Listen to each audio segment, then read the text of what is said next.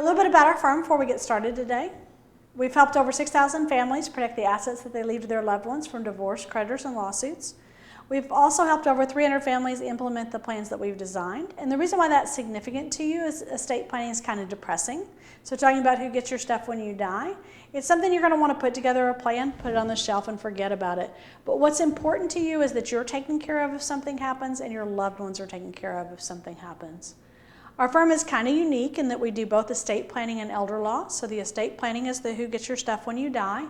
Elder law is the veterans and Medicaid benefits. And actually with today's speech, I'm going to talk to you a little bit about both.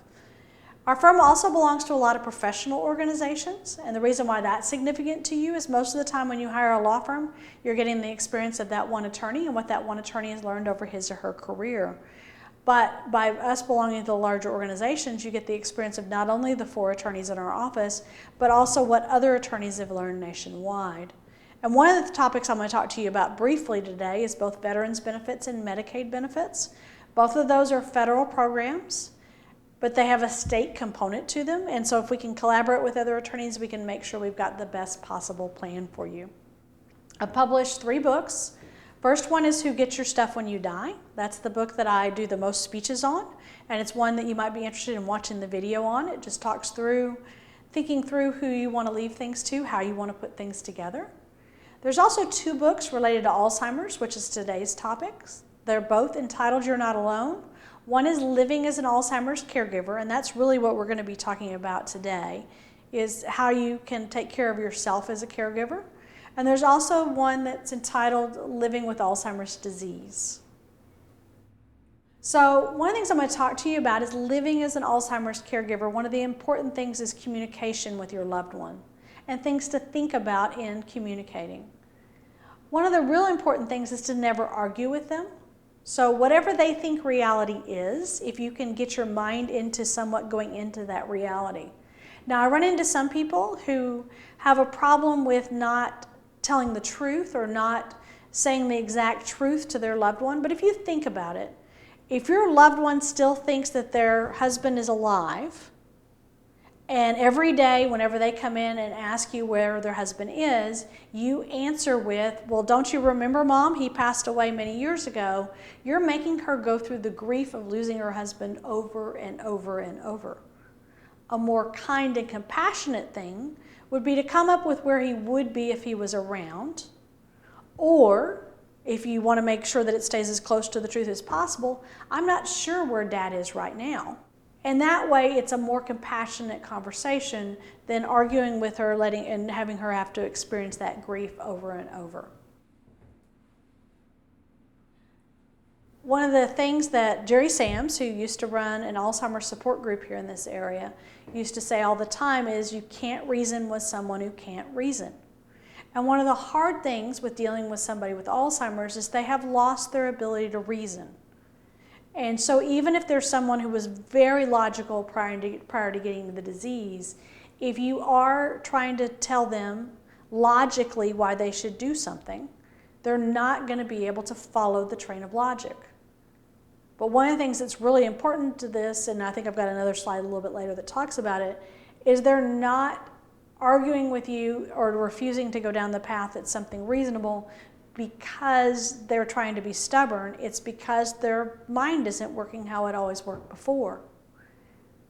I've talked to lots of people who will tell me when their daughter starts trying to take over things financially, that in the event they were incompetent, they would trust their daughter to manage things, but they don't feel like they're incompetent. They don't feel like they've lost their ability to reason.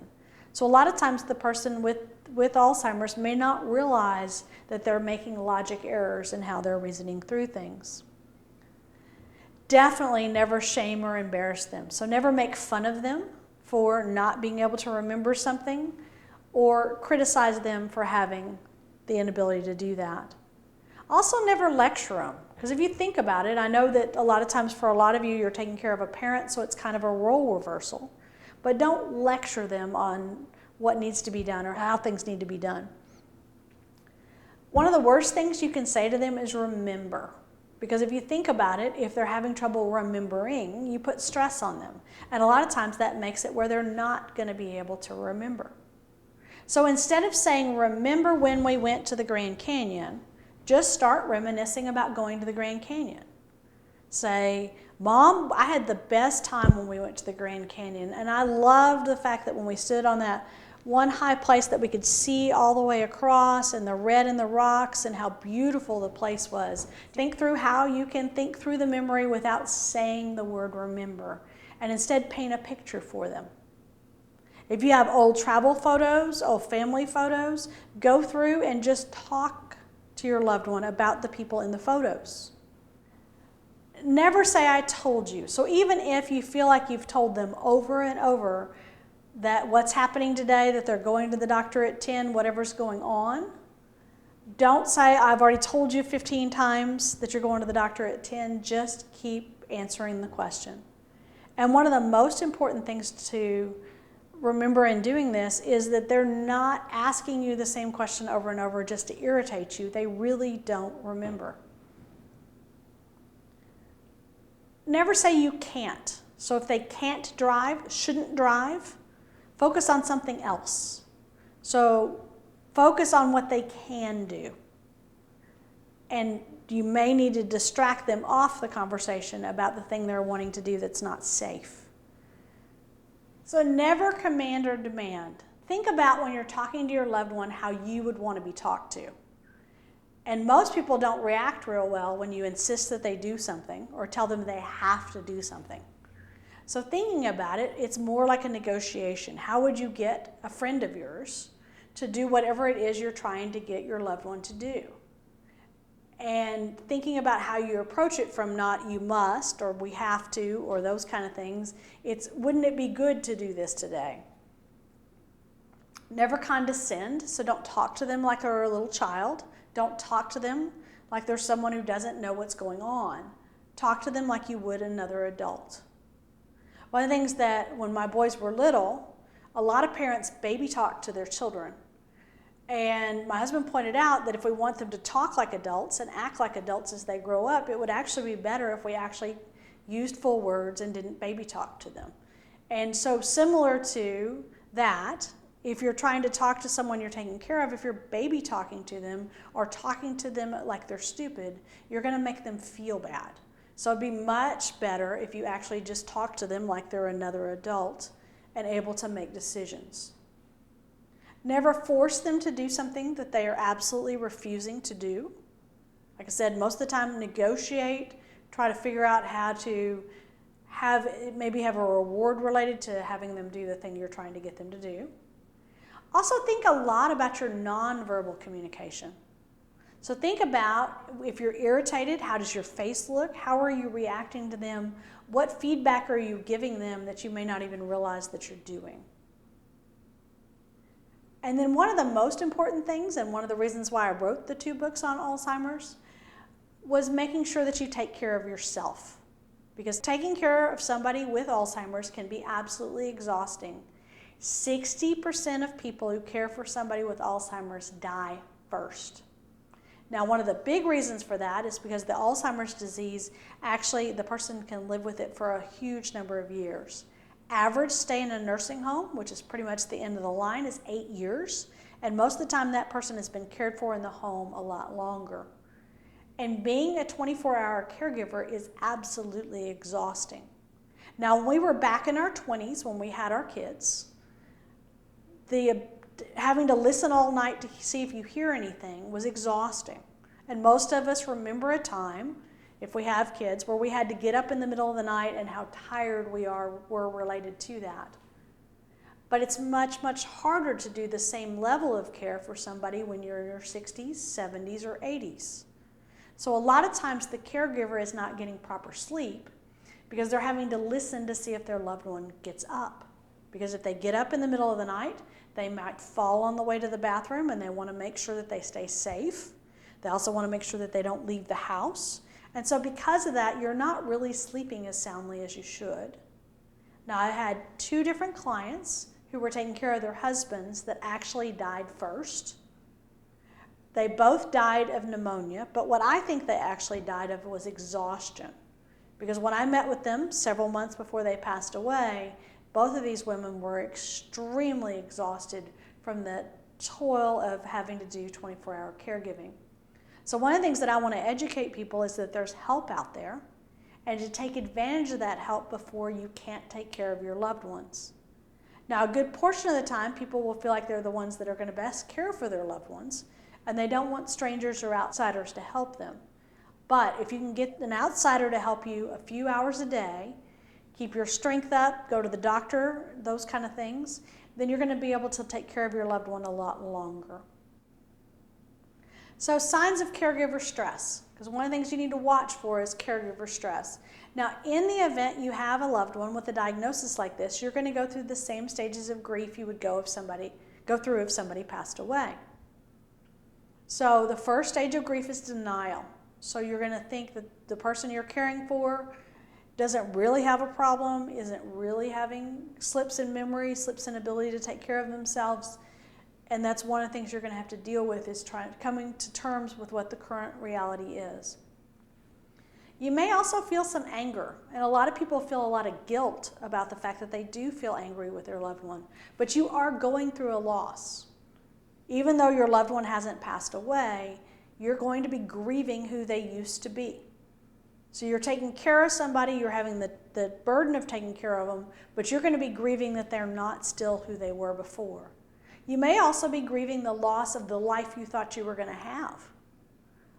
Because for a lot of my clients, their loved one will become sick about the age of retirement and the time that they thought they were going to travel the world or take an RV across the country. And so you may be grieving the loss of what you thought you would be doing at this time in your life.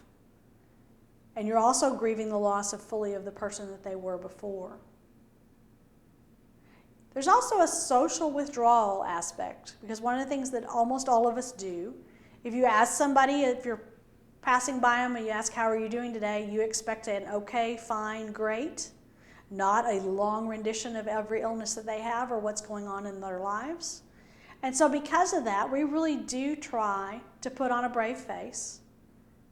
And when people ask us, people don't tend to actually say, this is what's going on, this is how you can do things. But one of the things that I point out in the book is a lot of times when people ask you, is there anything I can do to help, they really mean, is there anything I can do to help? So take advantage of the fact that they're willing to help, and in a lot of ways you're helping them by allowing them to help you. Because there's a lot of people out there who actually really do want to help. They just don't know what you need.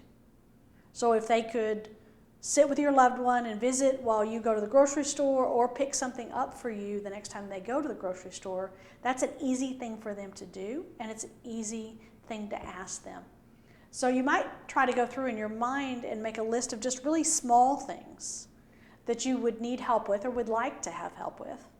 And that way, if somebody asks, can I help, you can give them a small task. And then if they seem to actually enjoy doing it, then you might give them other tasks to help along the way. But a lot of times what will happen with caregiver stress is people will withdraw socially. Because it is hard to be around people whose lives are going well and everything seems to be perfectly fine. They seem to not have any problems, and you're under a lot of stress.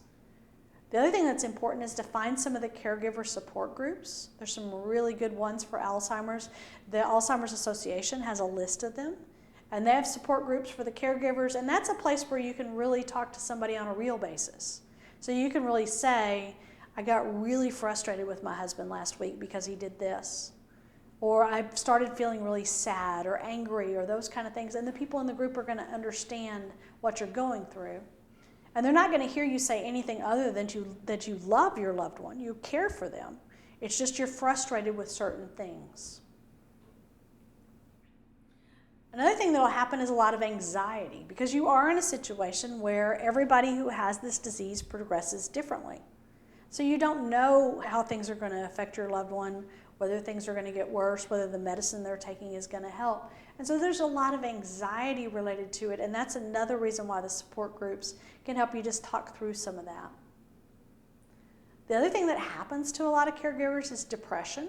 So they start getting very depressed regarding what's going on, and it might be worth talking to a doctor about whether you need to have a counselor to talk to, or there might be medication options. But if you don't take care of yourself, you're not going to be able to take care of your loved one. The other thing that I've already mentioned is exhaustion. So taking care of somebody with Alzheimer's is a 24-hour job. It can be extremely exhausting, and if you can take advantage of and have other people help you, it can make a difference in your ability to care for the person you're taking care of. The other important thing is to take care of health problems. So you may have new or worsening health problems. Take care of yourself. So if you need to go to the doctor, go to the doctor. Make sure if you have a procedure that needs to be done, you take care of that. There's a lot of facilities that provide what they call respite care. So in the event you need to go in and have surgery or need even just a break, you can actually let your loved one stay there for a period of time, which would allow you to be able to take care of those procedures. Because part of the reason there's this statistic where 60% of caregivers die first is they don't take care of themselves medically, and sometimes these procedures are things that can actually make a difference in their quality of life. Another sign of caregiver stress is trouble concentrating. So at the point where you realize that you're not able to concentrate, not able to keep track of what's going on, it probably means you need a break, and you need to figure out how to either get friends and family to help you take a break or to hire somebody to come in. So in combating stress, you need to learn to relax. I've already talked to you about asking for help, trying to allow other people to help you. There's the support groups out there. Be sure and take care of yourself, and then also physical activity. Maybe just a short break to take a walk may make a difference in your attitude. So one of the things I want to talk to you just briefly is about some smart moves if you or your spouse are diagnosed with Alzheimer's or dementia. One of the important things is you need to meet with the attorney that designed your estate plan, either your will or your trust, and just make sure that the way things are worded actually works. Now, there's a lot of different stages regarding this. So in the event your loved one's been diagnosed, you're still in the stage of denial, or your loved one is still in the stage of denial, we might talk a little broader about maybe setting up a trust where you're both in charge. In the event one of you becomes incompetent or unable to make decisions, then the other one takes over. And if you're both unable to, we put somebody in place after that to take over. And that conversation could be had with someone. If you've got your family member who's not ready to talk about the fact they have a diagnosis, we can put that planning together for them so that way, if the disease progresses, we've got things that are in place to protect. We also might talk about revising your plan to include a special needs trust. So the advantage to a special needs trust is if the healthy spouse dies first, the money is available for the person with Alzheimer's, but they're not in charge of it, so that they're not likely or able to be taken advantage of or have somebody try to get it away from them. It also can make it where if they need to go on Medicaid, so if they ever need to go to the nursing home, this money isn't taken away in that situation. So the biggest fear of many older adults is outliving their money. And so part of why we want to try to protect for Medicaid is to make sure that there's money available in the event you need care. I have another speech that gives a lot more details regarding Medicaid and veterans benefits. It's my elder law speech. And if you'll look at the website, you can find that speech. I'm going to go over very, very briefly a little bit about those benefits right now. But the most important thing is if you have a loved one who has a diagnosis of dementia or Alzheimer's, it's worth looking into these benefits, seeing if you qualify, seeing what protections are out there. Because the cost of care in a nursing home for 1 year can be $96,000. If you pay for somebody to take care of your loved one in the home 24 hours a day, it can cost $180,000 a year. Pre-planning for these kind of things, and we can still do pre-planning for Medicaid even with a diagnosis, because for Medicaid to protect assets, we've got to do it 5 years before there's a need. Veterans benefits, it's 3 years. So at this point, we have a lot of flexibility as far as putting together things, and so if you can start putting the plan together as early as possible, it makes a difference. Now, if you are the healthy spouse, the one without a diagnosis, this might be a time to talk about long-term care insurance. My preference is the ones that are policies that do more than one thing. So they do life insurance and they do long-term care insurance. That way your family gets money if you never need care, or there's money available for care. We also want to make sure that we update your financial power of attorney for both you and the person with the diagnosis to make sure that we have the ability to do Medicaid planning. So if we need to move assets in order to plan for Medicaid, that's still able to be done at the point where the person doesn't have capacity. There is that 5-year look back. Now, any money you give away, we would create a trust to protect it, to remind the people you put in charge of it that it's your money and that it should be used only for your care. So in order to qualify for Medicaid, do you need to sell the family house? Under the current Medicaid rules in Texas, the family house does not have to be sold, but at the point you pass away, Medicaid is going to try to put a lien against that house. So even if you have a family member that could easily qualify for Medicaid without the aid of an attorney, you still want to talk to an attorney about protecting the family home to make sure it goes to the family. And the same with VA benefits. VA benefits allow you to have a house and 2 acres. So there's a lot of planning opportunities we can do regarding protecting the house and the land. So Medicaid and VA benefits, are they only for the poor? And the answer is no. There's a lot of planning opportunities we have to make sure the spouse at home still has money to live on and to be taken care of. And even if somebody has very little assets, it's still worth working with an attorney to make sure assets are protected. So incapacity stuff, what if you're out of it? So you're the healthy caregiver. What if something happens where you're unable to take care of yourself? How are things going to be managed? So what a lot of my clients do is they set up a trust. And real quick, the difference between a will and a trust. Wills and trusts both specify who gets your stuff when you die, but trusts allow that to happen without any court involvement. The other thing that a trust does that's a big advantage to it is it says if you become incompetent, who do you want to have be in charge next? So the person you put in charge, you want to make sure that they're focused on taking care of you and your spouse in the way you want to be taken care of. So for some of you who have done no planning at all, you may be wondering what the next steps are. It's worth sitting down with somebody in our office to just go over what you want to have put together and have us talk through how we can put together a plan. If you've already got a plan in place, you may be wondering, in light of what we talked about today, should I be doing more? We can go over with you what you've got in place, look to see what changes you want to make, and make sure your family is protected the best way possible. So where do you go from here? Like I talked to you about in all my speeches, none of us are planning on dying.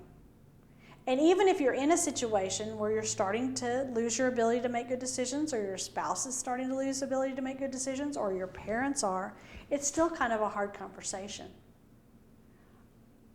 And most people end up procrastinating regarding what they want to do, but the sooner we put this together, the more flexibility we have.